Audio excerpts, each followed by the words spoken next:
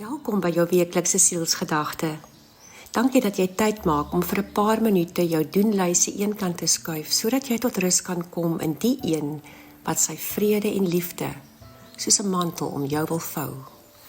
Geniet die boodskap. By God is jou klagtes welkom. Dink jy soms dat God nie meer lus het om na jou te luister nie, omdat jy elke keer maar net 'n lang versoeklysie het, omdat jy gereeld by hom kla, of omdat hy vies is dat jy dalk lanklaas met hom gepraat het? Die antwoord hierop is, God wil altyd na jou luister. Hy wil jou hart hoor. Hy verlang na jou. Soos C.S. Lewis gesê het, ons kan voor God enigiets neersit wat in ons is, nie wat ons dink hy wil hê ons moet wees nie.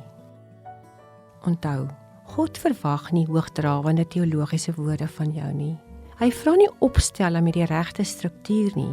Hy verkies rowwe konsepgedagtes vol spel en taalfoute, omdat hy tussen die lyne kan lees. Jy hoef nie op 'n sekere manier te bid nie. Jy kan maar net jou klagtes en kommer, jou dank en jou dink, jou huil en jou hart, sonder redigering voor hom neersit. Moet nooit bang wees dat jy die sogenaamde regbid ding moet doen nie. Roberta Bondi sê, wanneer jy bid, doen jy dit reeds reg.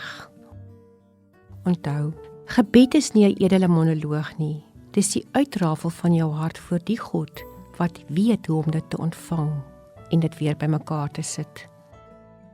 Die psalms leer ons so baie oor gebed. Dis mos asof ons diepste taal gebore word daaruit.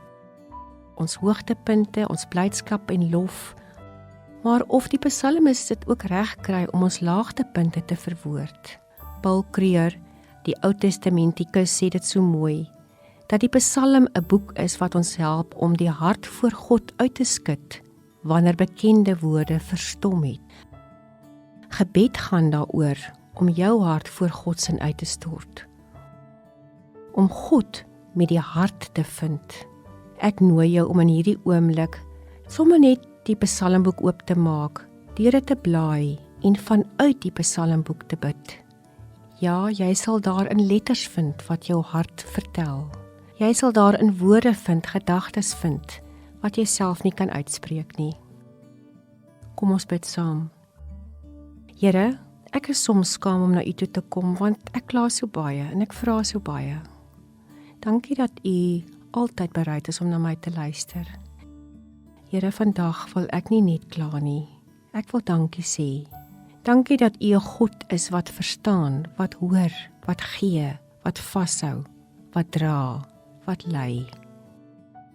Here, help my om wie ek is, waar ek is en hoe ek is, elke dag maar net in U hande te plaas in die diep wete dat ek welkom is by U, omdat ek U geliefde kind is. Amen.